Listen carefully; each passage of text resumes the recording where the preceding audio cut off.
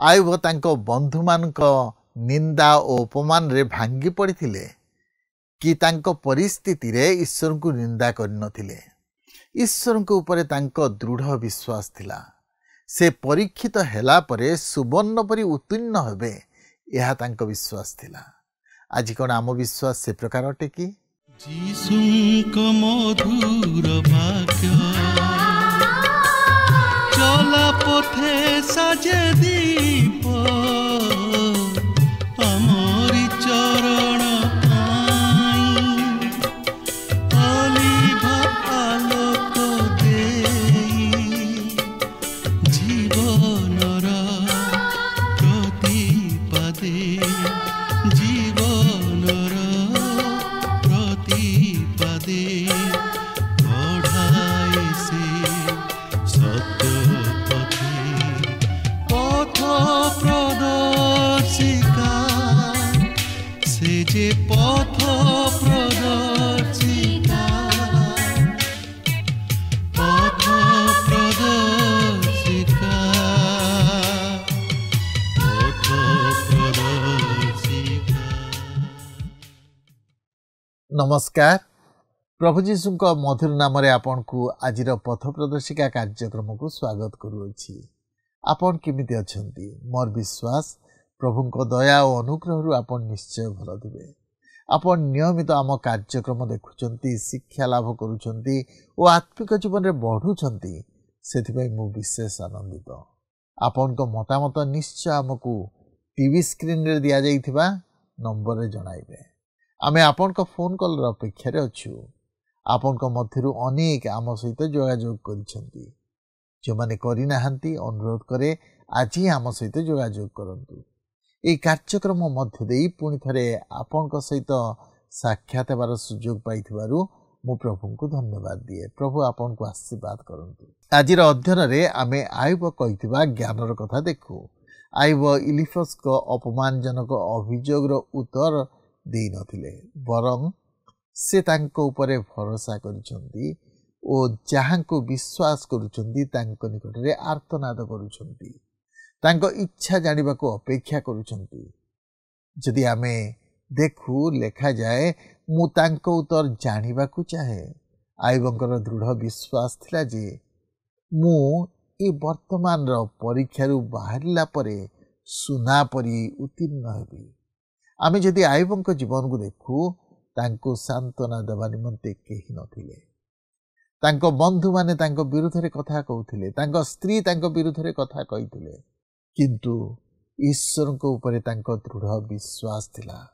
से परीक्षित हेला परे सुवर्ण परी उत्तीर्ण हेबे से विश्वास तांकर थिला। आमर से विश्वास अछि कि आमे कोन विश्वास करूछु जे ई परीक्षा परे मु एक सुवर्ण परी उत्तीर्ण हेबी, सिद्ध देखा जीवी। तेबे आसंतु ए संपर्क रे अधिक आलोचना करिबा पूर्वरु एक भक्तिमूलक गीत सुनिबा।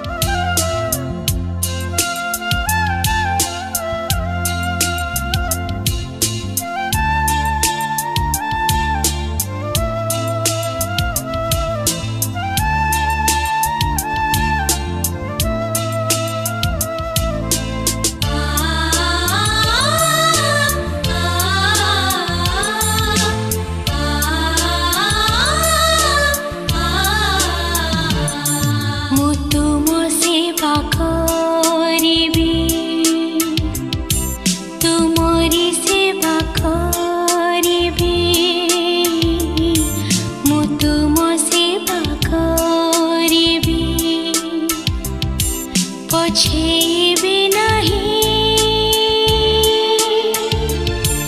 ମୁଁ ଆଠ ଭାଙ୍ଗି ଯଦି ତୁମ ଦ୍ୱାରେ ଅବା ତୁମ ପଥରେ ଚାଲେ, ଯଦି ବା ଦୁଃଖ ସଙ୍କଟ ଆସେ ପଛେଇବି ନାହିଁ।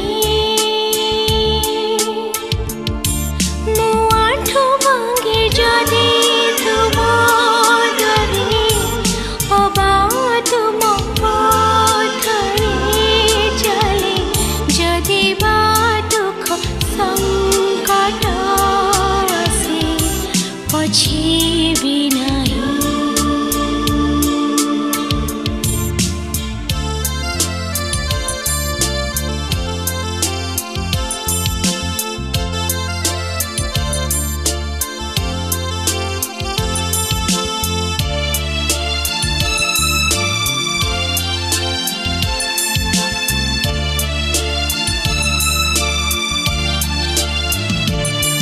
ମୁଁ ତୁମ ସ୍ତୁତି କରିବି,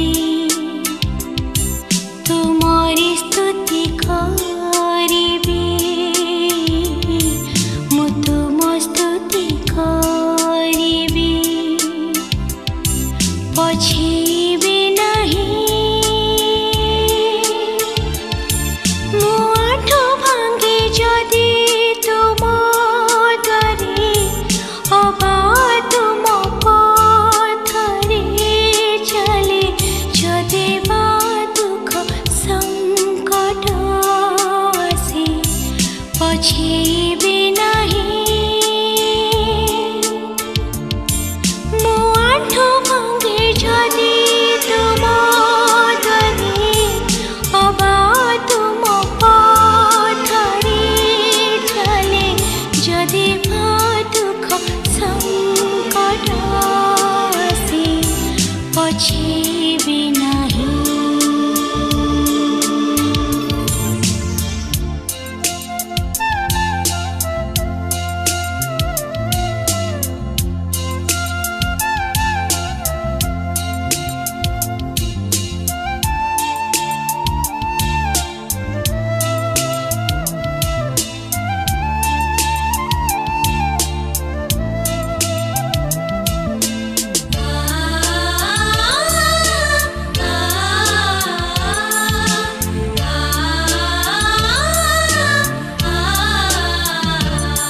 ମୁଁ ତୁମକୁ ପୂଜିବି, ତୁମକୁ ହିଁ ପୂଜିବି। ମୁଁ ତୁମକୁ ପୂଜିବି, ପଛେଇବି। ଆଜି ଆମେ ଆଇବ ପୁସ୍ତକ ତହିଁର 23 ପର୍ବରୁ 25 ପର୍ବ ପର୍ଯ୍ୟନ୍ତ ଅଧ୍ୟୟନ କରିବାକୁ ଯିବା। ଆପଣଙ୍କର ମନେଥିବ ଗତ ପାଠରେ ଆମେ ଦେଖିଥିଲୁ ଇଲଫସ୍ ତୃତୀୟ ଥର ପାଇଁ ଆଇବଙ୍କ ସହିତ କଥୋପକଥନ କରିଥିଲେ, ମାତ୍ର ସେ ଆଇବଙ୍କୁ କୌଣସି ପ୍ରକାର ସାହାଯ୍ୟ କରିପାରିନଥିଲେ କି ସାନ୍ତ୍ୱନା ଦେଇପାରିନଥିଲେ। କିନ୍ତୁ ଅପରପକ୍ଷେ ସେ ଆଇବଙ୍କୁ ଦୋଷାରୋପ କରିଥିଲେ ଓ ଆଇବଙ୍କ ଜୀବନରେ ଯେ ଗୁପ୍ତ ପାପ ହେତୁ ଆଇବଙ୍କ ପ୍ରତି ଏହି ସମସ୍ତ କ୍ଲେଶ ଓ ସମସ୍ୟା ଘଟୁଅଛି, ଏହା ତାହାଙ୍କର ମତାମତ ଥିଲା। କିନ୍ତୁ ସେ କୌଣସି ପ୍ରକାରେ ଆଇବଙ୍କର ଉପକାରରେ ଆସିପାରିନଥିଲେ, ବରଂ ତହିଁ ପରିବର୍ତ୍ତେ ସେ ଆଇବଙ୍କ ମନରେ ଦୁଃଖ ପହଞ୍ଚାଇଥିଲେ ଓ ଆଇବଙ୍କୁ ନିଜର ଆତ୍ମପକ୍ଷ ସମର୍ଥନ କରିବା ନିମନ୍ତେ ବାଧ୍ୟ କରାଇଥିଲେ, ଯଦ୍ୱାରା ଆଇବ ନିଜକୁ ଧାର୍ମିକ ବୋଲି ପ୍ରମାଣିତ କରାଇବାକୁ ଚାହିଁଥିଲେ, ଯାହାକି ଈଶ୍ୱରଙ୍କ ଦୃଷ୍ଟିରେ ସୁନ୍ଦର ବିଷୟ ନଥିଲା।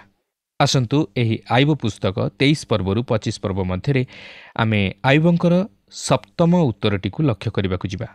ଏହା ହିଁ ହେଉଛି ତାହାଙ୍କର ବନ୍ଧୁମାନଙ୍କ ପ୍ରତି ଆଇବଙ୍କର ସପ୍ତମ ଉତ୍ତର ଓ ସେ ଈଶ୍ୱରଙ୍କ ନିମନ୍ତେ ତାହାଙ୍କର ଗଭୀର ଇଚ୍ଛାକୁ ପ୍ରକାଶ କରନ୍ତି। ସେ ଈଶ୍ୱରଙ୍କ ନିକଟରେ ନିଜର ସମସ୍ତ ଦୁଃଖ ତଥା ସମସ୍ୟାକୁ ଜଣାଇବାକୁ ଚାହାନ୍ତି।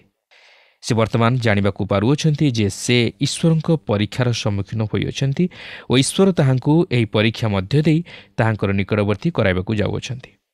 23 ପର୍ବର ପ୍ରଥମ 2 ପଦରେ ଏହିପରି ଲେଖା ଅଛି, ଏଥିରେ ଆଇବ ଉତ୍ତର କରି କହିଲା, ଆଜି ମଧ୍ୟ ମୋହର ବିଳାପ ବିଦ୍ରୋହ ଭାବ ବିଶିଷ୍ଟ, ମୋହର କାତରୋକ୍ତି ଅପେକ୍ଷା ମୋହର ପୀଡ଼ା ଭାରି। ଆଇବ କହନ୍ତି, ତୁମେମାନେ ମୋର ଅବସ୍ଥାକୁ ଦେଖୁଅଛ ଓ ତୁମେମାନେ ମୋର ଅଭିଯୋଗ ମଧ୍ୟ ଶୁଣିଅଛ। ପ୍ରକୃତରେ ତୁମେମାନେ ଯାହା ଦେଖୁଅଛ ତାହାଠାରୁ ମୋହର ଅବସ୍ଥା ଅଧିକ ଗୁରୁତର ଓ ଏହା ମୋହର କହିବାଠାରୁ ମଧ୍ୟ ଆହୁରି ଅଧିକ ସାଂଘାତିକ, ମାତ୍ର ତୁମେମାନେ ତାହା ବୁଝିପାରୁନାହ। 23 ପର୍ବର 3 ପଦରେ ଲେଖା ଅଛି, ଆହା, ମୁଁ କେଉଁଠାରେ ତାହାଙ୍କର ଉଦ୍ଦେଶ୍ୟ ପାଇବି? ଯେବେ ଏହା ଜାଣନ୍ତି, ଯେବେ ତାହାଙ୍କ ଆସନ ନିକଟରେ ଉପସ୍ଥିତ ହୋଇପାରନ୍ତି, ଆଇବ ଈଶ୍ୱରଙ୍କ ଉପସ୍ଥିତି ମଧ୍ୟକୁ ଯିବା ପାଇଁ ଇଚ୍ଛା କରନ୍ତି। ଏହା ଆହୁରି ଉତ୍ତମ ବିଷୟ ହୋଇଥାନ୍ତା ଯଦି ତାହାଙ୍କର ବନ୍ଧୁମାନେ ତାହାଙ୍କୁ ଈଶ୍ୱରଙ୍କର ସେହି ଅନୁଗ୍ରହର ସିଂହାସନ ନିକଟକୁ କଢ଼ାଇ ଆଣିପାରିଥାନ୍ତେ। ସେ ବିଚାରର ସିଂହାସନ ଆବଶ୍ୟକ କରନ୍ତି ନାହିଁ। ସେ ସେଠାରେ ଉପସ୍ଥିତ ହୋଇସାରିଛନ୍ତି ଓ ସେ ମଧ୍ୟ ଶୃଙ୍ଖଳିତ ହୋଇସାରିଛନ୍ତି। ତହିଁରେ କୌଣସି ପ୍ରଶ୍ନ ନାହିଁ କି ସନ୍ଦେହ ମଧ୍ୟ ନାହିଁ। ଆଉ ବର୍ତ୍ତମାନ କେହି ଜଣେ ତାହାଙ୍କୁ ଈଶ୍ୱରଙ୍କ ଉପସ୍ଥିତି ମଧ୍ୟକୁ ଆଣିବା ଉଚିତ। 4 ପଦରେ ଲେଖା ଅଛି, ତେବେ ମୁଁ ତାହାଙ୍କ ଛାମୁରେ ଆପଣା ଗୁହାରି ନିବେଦନ କରନ୍ତି ଓ ହେତୁବାଦରେ ଆପଣା ମୁଖ ପୂର୍ଣ୍ଣ କରନ୍ତି। ଆଇବ କହନ୍ତି ଯେ ସେ ଈଶ୍ୱରଙ୍କ ଉପସ୍ଥିତି ମଧ୍ୟକୁ ଯିବାକୁ ଚାହାନ୍ତି, କାରଣ ସେ ତାହାଙ୍କ ନିକଟରେ ନିଜର ଗୁହାରି ନିବେଦନ କରିବାକୁ ଚାହାନ୍ତି, ଅର୍ଥାତ୍ ସେ ତାହାଙ୍କ ନିକଟରେ ଆତ୍ମପକ୍ଷ ସମର୍ଥନ କରିବାକୁ ଚାହାନ୍ତି। ପ୍ରିୟ ବନ୍ଧୁ, କୌଣସି ମନୁଷ୍ୟ ନିଜର ପକ୍ଷ ସମର୍ଥନ କରିବା ନିମନ୍ତେ ଈଶ୍ୱରଙ୍କ ନିକଟକୁ ଯାଇପାରିବ ନାହିଁ। ଆମେ ସମସ୍ତେ ଈଶ୍ୱରଙ୍କ ନିକଟରେ ନିଜର ଦୋଷ ଦୁର୍ବଳତାକୁ ସ୍ୱୀକାର କରିବା ଉଚିତ, କାରଣ ଆମେ ପ୍ରତ୍ୟେକ ଦୋଷୀ। ଆମେ ଦେଖିବାକୁ ପାରିବା ଯେ ଯେତେବେଳେ ଆୟୁବ ଈଶ୍ୱରଙ୍କ ଉପସ୍ଥିତି ମଧ୍ୟକୁ ଗଲେ, ସେ ନିଜର ପକ୍ଷ ସମର୍ଥନ କଲେ ନାହିଁ, ମାତ୍ର ସେ ପୂରାପୂରି ତାହାଙ୍କର କଥା ବଦଳାଇ ଦେଲେ, ଯାହାକି ଆମେ ପରେ ଦେଖିବା। ତେବେ 23 ପର୍ବର 5 ପଦରେ ଲେଖା ଅଛି, ସେ ମୋତେ ଯେଉଁ କଥା ଉତ୍ତର ଦିଅନ୍ତି ତାହା ଜାଣନ୍ତି ଓ ସେ ଯାହା ମୋତେ କହନ୍ତେ ତାହା ବୁଝନ୍ତି।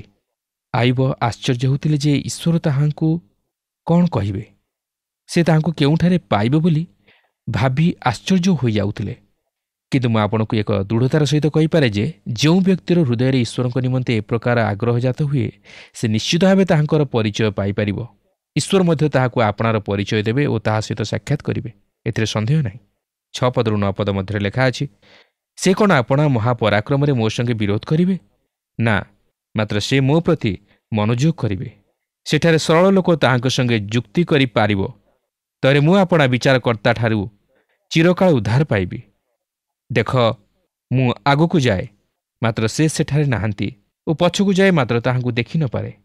ସେ କାର୍ଯ୍ୟ କଲାବେଳେ ବାମ ଦିଗକୁ ଯାଏ, ମାତ୍ର ତାହାଙ୍କର ଦର୍ଶନ ପାଇ ନପାରେ। ସେ ଦକ୍ଷିଣ ଦିଗରେ ଆପଣାକୁ ଗୋପନ କରନ୍ତି, ତେଣୁ ତାହାଙ୍କୁ ଦେଖି ନପାରେ। ଆୟୁବ କହନ୍ତି ଯେ ସେ ଈଶ୍ୱରଙ୍କୁ ଖୋଜି ପାଇବା ନିମନ୍ତେ ଏଣେ ତେଣେ ଦୌଡ଼ୁଥିଲେ, କିନ୍ତୁ ଈଶ୍ୱରଙ୍କୁ ସେ ପ୍ରକାରେ ଖୋଜି ପାଇବା ସମ୍ଭବପର ନୁହେଁ। ମାତ୍ର ସେ ଆମମାନଙ୍କର ନିକଟରେ ଅଛନ୍ତି, ଏପରିକି ଆମର ହସ୍ତଠାରୁ ମଧ୍ୟ ନିକଟରେ ଅଛନ୍ତି, ଆମର ନିଶ୍ୱାସ ପ୍ରଶ୍ୱାସ ଠାରୁ ମଧ୍ୟ ନିକଟରେ ଅଛନ୍ତି। ସେ ଆମ ସହିତ ଅଛନ୍ତି। ଆମେ ତାହାଙ୍କୁ ଖୋଜିବା ପୂର୍ବରୁ ସେ ଆମମାନଙ୍କୁ ଖୋଜି ବାହାର କରିଅଛନ୍ତି। ସେ ଆମ୍ଭମାନଙ୍କ ଠାରୁ ଦୂରରେ ନାହାନ୍ତି, ସେ ଆମମାନଙ୍କର ନିକଟବର୍ତ୍ତୀ, କିନ୍ତୁ ଆମେ ତାହାଙ୍କୁ ଆମ୍ଭମାନଙ୍କର ଏହି ଅବିଶ୍ୱାସ ତଥା ସନ୍ଦେହ ଏବଂ ପାପପୂର୍ଣ୍ଣ ଚକ୍ଷୁରେ ଦେଖିପାରୁନା। 10 ପଦରେ ଲେଖା ଅଛି, ମାତ୍ର ମୁଁ ଯେଉଁ ପଥ ଅବଲମ୍ବନ କରେ ସେ ତାହା ଜାଣନ୍ତି। ସେ ମୋର ପରୀକ୍ଷା କଲାଉତାରେ ମୁଁ ସୁବର୍ଣ୍ଣ ପରି ଉତ୍ତୀର୍ଣ୍ଣ ହେବି। ବର୍ତ୍ତମାନ ଆୟୁବଙ୍କ ଆତ୍ମାରେ ଏକ କ୍ଷୁଦ୍ର ଆଲୋକପାତ ହେବାକୁ ଯାଉଅଛି। ସେ କହିବାକୁ ଚାହାନ୍ତି, ମୁଁ ଏକ ଉଦ୍ଦେଶ୍ୟ ନେଇ ପରୀକ୍ଷିତ ହେଉଅଛି, ଆଉ ମୁଁ ଜାଣେ ନା ତାହା କ'ଣ ଓ ମୁଁ ତାହା ବୁଝି ମଧ୍ୟ ପାରେ ନା, ମାତ୍ର ଈଶ୍ୱର ମୋହର ଜୀବନରେ ତାହା ବ୍ୟବହାର କରୁଅଛନ୍ତି।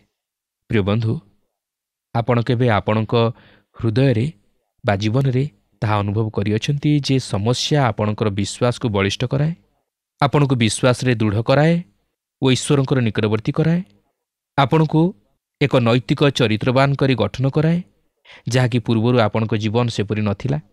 ଆପଣଙ୍କ ସମସ୍ୟାମୟ ପରିସ୍ଥିତିରେ ଆପଣ କେବେ ଈଶ୍ୱରଙ୍କ ଶକ୍ତି ଓ ସାନ୍ତ୍ୱନାକୁ ଅନୁଭବ କରିଅଛନ୍ତି କି? ମାତ୍ର ଈଶ୍ୱରଙ୍କ ପ୍ରତିଜ୍ଞା କହେ ନାହିଁ ଯେ ଆମେ ଆମର ଜୀବନର ଝଡ଼ଝଞ୍ଜାମୟ ପରିସ୍ଥିତିରେ କେବେ ହେଲେ ବିଫଳ ହେବା, ମାତ୍ର ତାହାଙ୍କର ପ୍ରତିଜ୍ଞା କହେ ଯେ ଆମେ ଉଦ୍ଧାରପ୍ରାପ୍ତ ହେବା। ସେ ଆମମାନଙ୍କ ନିମନ୍ତେ ଉଦ୍ଧାରର ପଥ ପ୍ରସ୍ତୁତ କରିବେ, କିନ୍ତୁ ଆମ୍ଭମାନଙ୍କୁ ତାହାଙ୍କଠାରେ ବିଶ୍ୱାସରେ ସ୍ଥିର ରହିବାକୁ ହେବ। ଆୟୁବ ତାହା ହିଁ କଲେ। ସେ ବିଶ୍ୱାସରେ ସ୍ଥିର ରହିଲେ। 11 ପଦରୁ 12 ପଦ ମଧ୍ୟରେ ଲେଖା ଅଛି, ମୋହର ପାଦ ତାହାଙ୍କର ପଦଚିହ୍ନ ଦୃଢ଼ ରୂପେ ଧରିଅଛି। ମୁଁ ତାହାଙ୍କ ପଥ ରକ୍ଷା କରିଅଛି ଓ ବିପଦଗାମୀ ହୋଇନାହିଁ। ମୁଁ ତାହାଙ୍କ ଓଷ୍ଠାଧର ନିର୍ଗତ ଆଜ୍ଞାରୁ ବିମୁଖ ହୋଇନାହିଁ। ମୁଁ ଆପଣ ଆବଶ୍ୟକ ଆହାର ଅପେକ୍ଷା ଅଧିକ ତାହାଙ୍କ ମୁଖର ବାକ୍ୟ ସଞ୍ଚୟ କରିଅଛି। ଆୟୁବଙ୍କର ଈଶ୍ୱରଙ୍କର ବାକ୍ୟ ପ୍ରତି ଗଭୀର ଲାଳସା ଥିଲା ଓ ସେ ପ୍ରକୃତରେ ଈଶ୍ୱରଙ୍କର ବାକ୍ୟକୁ ଅନୁକରଣ କରୁଥିଲେ। ଏଠାରେ ପୁନର୍ବାର ଆମେ ଲକ୍ଷ୍ୟ କରୁଅଛୁ, ଈଶ୍ୱର ଆମମାନଙ୍କୁ ଶିକ୍ଷା ଦିଅନ୍ତି। ଆୟୁବ ଈଶ୍ୱରଙ୍କର ବାକ୍ୟକୁ ଠିକ୍ ଭାବରେ ବୁଝିପାରିନଥିଲେ କି ଠିକ୍ ଭାବରେ ତହିଁର ଅର୍ଥ କରିପାରିନଥିଲେ। ଆପଣ ଜାଣିଥିବେ, ଈଶ୍ୱରଙ୍କ ବାକ୍ୟ ମଧ୍ୟରେ ଏପରି କେତେକ ଶିକ୍ଷା ରହିଅଛି ଯାହାକି ଆମେ କେବଳ ଅଧ୍ୟୟନ କରିବା ଦ୍ୱାରା ଶିକ୍ଷା କରିପାରିବା ନାହିଁ। ସେହିସବୁ ଅନୁଭୂତି ମଧ୍ୟ ଦେଇ ଆମ୍ଭେମାନେ ଶିକ୍ଷା କରିଥାଉ। ଈଶ୍ୱରଙ୍କ ବାକ୍ୟର ଅନେକ ସତ୍ୟତା ଏହି ପ୍ରକାରେ ଆମମାନଙ୍କୁ ଶିକ୍ଷା କରିବାକୁ ହୋଇଥାଏ। କାରଣ ଈଶ୍ୱରଙ୍କ ବାକ୍ୟକୁ ଜାଣିବା ଓ ଈଶ୍ୱରଙ୍କୁ ଜାଣିବା ମଧ୍ୟରେ ଅନେକ ପାର୍ଥକ୍ୟତା ରହିଅଛି। ଈଶ୍ୱରଙ୍କ ବାକ୍ୟ ଅଧ୍ୟୟନ କରିବା ଦ୍ୱାରା ଆମେ ଈଶ୍ୱରଙ୍କ ବାକ୍ୟ ବିଷୟରେ ଜାଣୁ, ମାତ୍ର ସେହି ବାକ୍ୟର ସତ୍ୟତା ନିଜ ଜୀବନରେ ଅନୁଭୂତି ମଧ୍ୟ ଦେଇ ଜାଣୁ। ଆୟୁବ ଯଦିଓ ଈଶ୍ୱରଙ୍କ ବାକ୍ୟକୁ ଜାଣିଥିଲେ ଓ ସେହି ବାକ୍ୟର ବାଧ୍ୟ ହୋଇଥିଲେ, ମାତ୍ର ସେହି ବାକ୍ୟର ସତ୍ୟତା ତାହାଙ୍କୁ ଏହିପରି ବ୍ୟବହାରିକ ଅନୁଭୂତି ମଧ୍ୟ ଦେଇ ଶିକ୍ଷା କରିବାକୁ ଥିଲା। ଆୟୁବଙ୍କର ଏହି ପ୍ରତ୍ୟୁତ୍ତରର କ୍ରମଶଃ ଆମେ 24 ପର୍ବରେ ମଧ୍ୟ ଲକ୍ଷ୍ୟ କରିବାକୁ ଯିବା। ଇଲଫସ୍ ତାହାଙ୍କୁ ଏକ ନିମନ୍ତ୍ରଣ ଦେଇଥିଲେ, ଆଉ ସେହି ନିମନ୍ତ୍ରଣ ହେଲା, ଏବେ ତୁମ୍ଭେ ତାହାଙ୍କ ସହିତ ପରିଚିତ ହୁଅ। ତେଣୁ ଆୟୁବ ଈଶ୍ୱରଙ୍କୁ ଖୋଜି ପାଇବା ନିମନ୍ତେ ଆଗ୍ରହ ପ୍ରକାଶ କଲେ। ଆୟୁବ ତାହାଙ୍କୁ ଉଦ୍ଧାରକର୍ତ୍ତା ରୂପେ ଜାଣିଥିଲେ। ସେ ମଧ୍ୟ ତାହାଙ୍କୁ ମୁକ୍ତିକର୍ତ୍ତା ରୂପେ ସ୍ୱୀକାର କରିଥିଲେ।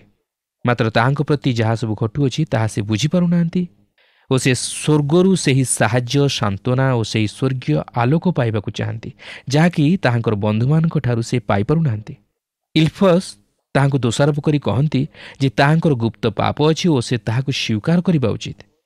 ମାତ୍ର ଏହା ଆୟୁବଙ୍କୁ ତାହାଙ୍କର ପକ୍ଷ ସମର୍ଥନ କରିବା ନିମନ୍ତେ ବାଧ୍ୟ କରାଇଲା। ପ୍ରକୃତରେ ଏହା ତାହାଙ୍କ ମନରେ ଆଉ ଏକ ପ୍ରଶ୍ନ ଜାଗରିତ କରାଇଥିଲା, ଈଶ୍ୱର କାହିଁକି ମୋ ସହିତ ଏହିପରି କଠିନ ବ୍ୟବହାର କରନ୍ତି? ସେ ପ୍ରକୃତରେ ଅନ୍ୟମାନଙ୍କର କାର୍ଯ୍ୟକଳାପକୁ ନିନ୍ଦା କରନ୍ତି, ଯେଉଁମାନେ କି ବାସ୍ତବରେ ପାପୀ ଥିଲେ ଓ ଯେଉଁମାନଙ୍କର ପାପ ପରିଷ୍କାର ଭାବେ ପ୍ରକାଶ ପାଉଥିଲା। ଏହା ହିଁ ହେଉଛି ଏହି 24 ପର୍ବର ଯୁକ୍ତି। ଦେଖନ୍ତୁ, 24 ପର୍ବର ପ୍ରଥମ 2 ପଦରେ ଏହିପରି ଲେଖା ଅଛି, କିଏ ତୁ ସର୍ବଶକ୍ତିମାନଙ୍କ ଦ୍ୱାରା ସମୟ ନିରୂପିତ ହୋଇନାହିଁ ଓ ତାହାଙ୍କୁ ଜାଣିବା ଲୋକମାନେ କିଏ ତୁ ତାହାଙ୍କ ଦିନ ଦେଖନ୍ତି ନାହିଁ? କେହି କେହି ଭୂମିର ସୀମାଚିହ୍ନ ଘୁଚାନ୍ତି, ସେମାନେ ବଳରେ ମେଷପଲ ହରଣ କରି ଚରାନ୍ତି। ଆୟୁବ ବର୍ତ୍ତମାନ ତାହାଙ୍କର ଲୋକମାନଙ୍କର ଦୃଶ୍ୟ ପାପଗୁଡ଼ିକର ଏକ ତାଲିକା ପ୍ରଦାନ କରନ୍ତି। ସେମାନଙ୍କ ମଧ୍ୟରେ କେତେକ ଅସାଧୁ ବ୍ୟକ୍ତି ମଧ୍ୟ ଥିଲେ। ସେମାନେ ଭୂମିର ସୀମାଚିହ୍ନ ଘୁଞ୍ଚାଉଥିଲେ। ଏହାପରେ 3 ଓ 4 ପଦରେ ଲେଖା ଅଛି, ସେମାନେ ପିତୃହୀନର ଗର୍ଦ୍ଧବ ଅଡ଼ାଇ ନିଅନ୍ତି, ବିଧବାର ଗୋରୁ ବନ୍ଧକ ରୂପେ ନିଅନ୍ତି। ସେମାନେ ଦିନହୀନକୁ ବାଟରୁ ତଡ଼ି ଦିଅନ୍ତି, ଦେଶସ୍ଥ ଦରିଦ୍ରମାନେ ଏକତ୍ର ଲୁଚନ୍ତି। ସେମାନେ ସେମାନଙ୍କର ବ୍ୟବହାରରେ ସାଧୁତାର ଆଚରଣ କରନ୍ତି ନାହିଁ ଓ ସେମାନେ ସେମାନଙ୍କ ଲୋକମାନଙ୍କର ଦରିଦ୍ରତାର ସୁଯୋଗ ନେଇ ସେମାନଙ୍କ ପ୍ରତି ଅତ୍ୟାଚାର କରନ୍ତି। 6 ପଦରେ ଲେଖା ଅଛି, ସେମାନେ କ୍ଷେତ୍ରରେ ଆପଣାମାନଙ୍କ ଖାଦ୍ୟ କାଟନ୍ତି ଓ ଦୁଷ୍ଟର ଦ୍ରାକ୍ଷାକ୍ଷେତ୍ରର ଅବଶିଷ୍ଟ ଫଳ ସାଉଁଟନ୍ତି। ଆୟୁବ ଏଠାରେ କହନ୍ତି ଯେ ଧାର୍ମିକର କ୍ଷେତ୍ରର ଫଳ ପରି ଦୁଷ୍ଟର କ୍ଷେତ୍ରରେ ମଧ୍ୟ ପ୍ରଚୁର ଫଳ ଉତ୍ପନ୍ନ ହୁଏ। କିନ୍ତୁ ଏହା କାହିଁକି ଘଟେ? ସେମାନେ ନରହତ୍ୟା କରିଅଛନ୍ତି, ସେମାନେ ଚୋରି କରିଅଛନ୍ତି, ସେମାନେ ବ୍ୟଭିଚାର କରିଅଛନ୍ତି, ତଥାପି ଏହି ଦୁଷ୍ଟ ଅଧାର୍ମିକ ଦଳ ଅନ୍ୟମାନଙ୍କ ପରି ଗର୍ତ୍ତ ମଧ୍ୟକୁ ଯିବା ନିମନ୍ତେ ଅନୁମତି ପାଇଅଛନ୍ତି। 24 ପର୍ବର 19 ପଦରେ ଏହିପରି ଲେଖା ଅଛି, ଯେପରି ଅନାବୃଷ୍ଟି ଓ ଗ୍ରୀଷ୍ମ ହିମଜଳକୁ ସେପରି ପାତାଳ ପାପୀମାନଙ୍କୁ ନଷ୍ଟ କରେ।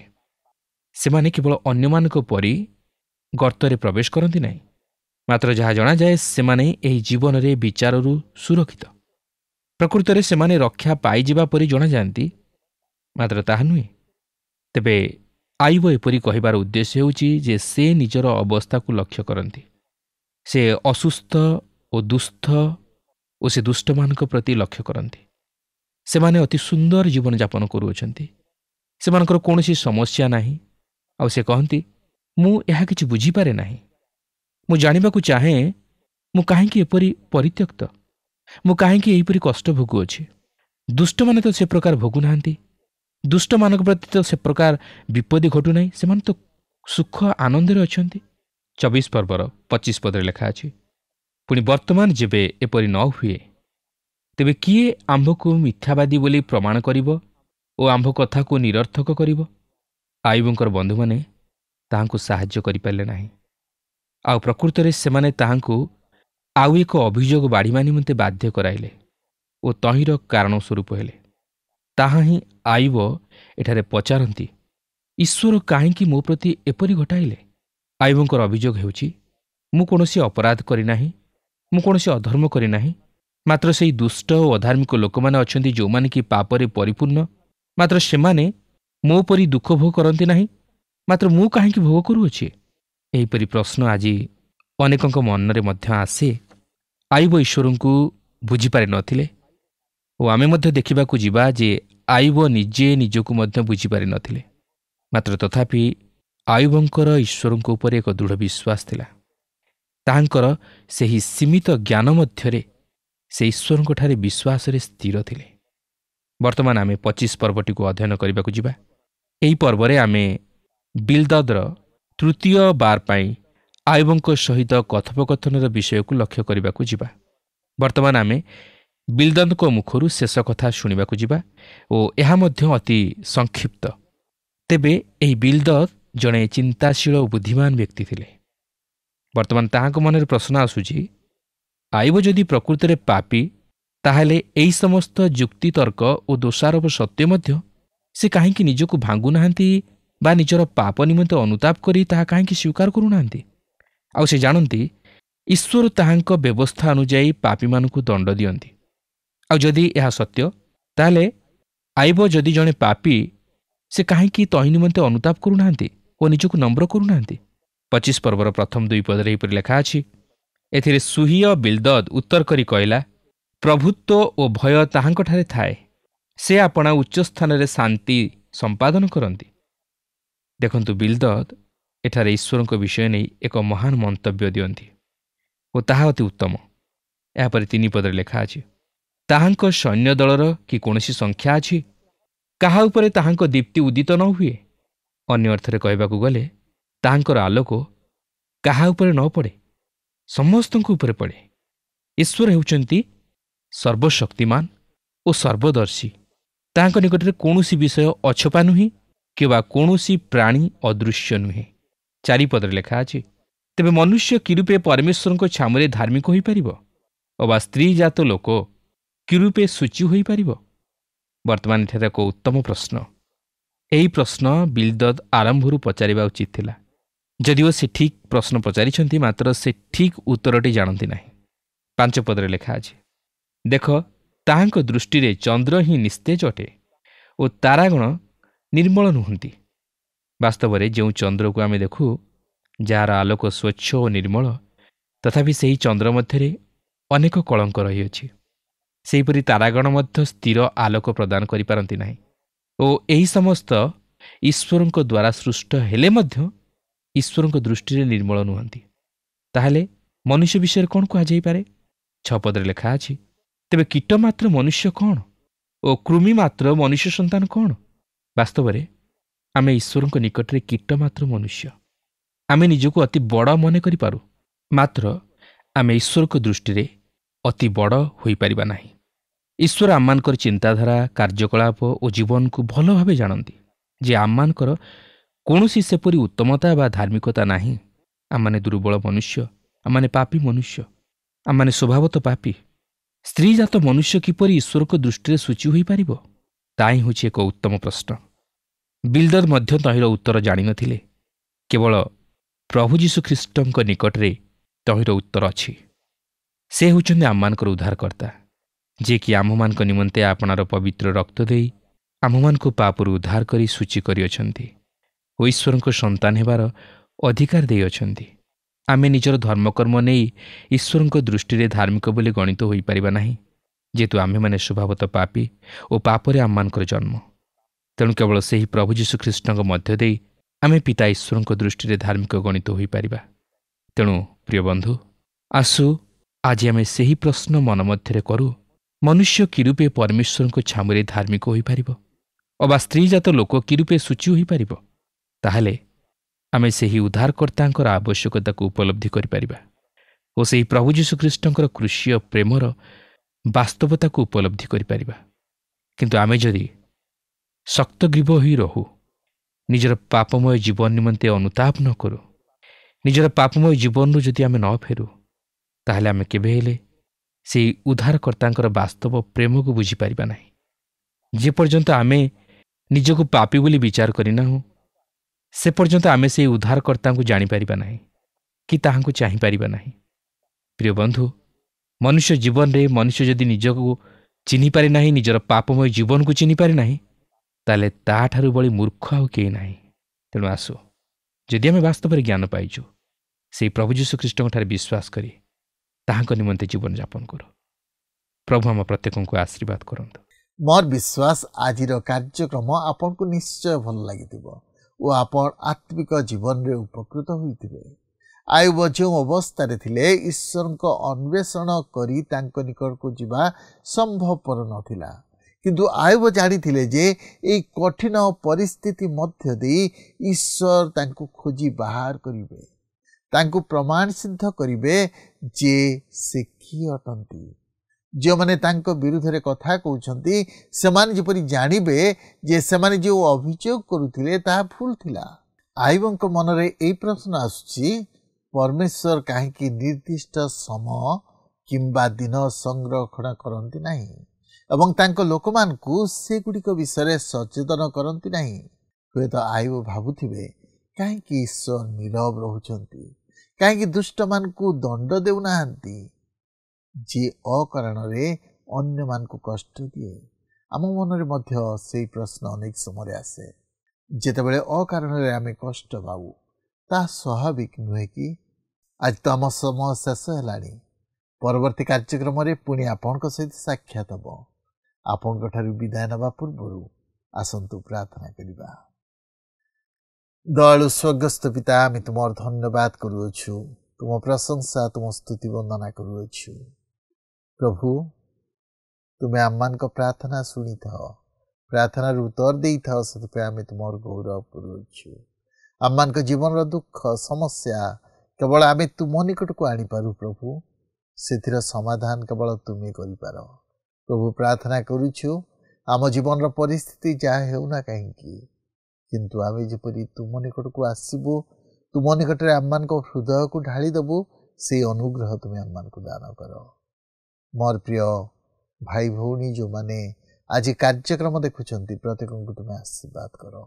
ସେମାନଙ୍କ ମନବାଞ୍ଛା ତୁମେ ପୂର୍ଣ୍ଣ କର, ସେମାନଙ୍କ ଦୁଃଖ ତୁମେ ଦୂର କର।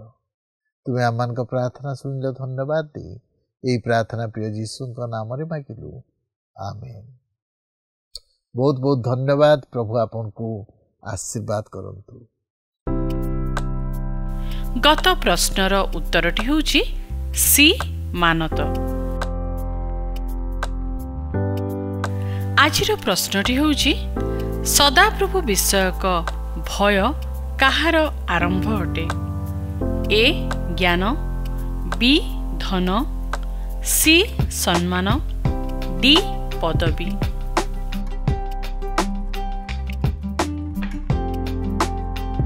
ଏହି ପ୍ରଶ୍ନର ଉତ୍ତର ଆସନ୍ତାକାଲି ସନ୍ଧ୍ୟା 6ଟା ମଧ୍ୟରେ option A, B, C, D ମଧ୍ୟରୁ ସଠିକ ଉତ୍ତର ବାଛି ଆପଣଙ୍କ ନାମ ଓ ସମ୍ପୂର୍ଣ୍ଣ ଠିକଣା ସହିତ 9777221415 ଫୋନ୍ ନମ୍ବରରେ SMS କିମ୍ବା ହ୍ୱାଟ୍ସଆପ୍ ଦ୍ୱାରା ଜଣାଇବାକୁ ଅନୁରୋଧ। ଯଦି ଆପଣଙ୍କୁ ଆମ କାର୍ଯ୍ୟକ୍ରମ ଭଲ ଲାଗୁଛି, ତେବେ 044490812996ରେ ମିସ୍ଡ କଲ୍ ଦେଇ ବିଜୟୀ ହୋଇପାରିବେ। ଗତ ସପ୍ତାହର ବିଜୟ ଦର୍ଶକ ବନ୍ଧୁ ହେଲେ ବାଲେଶ୍ୱରରୁ ଜୁଲି ରାଉତ ଓ ପରିବାର।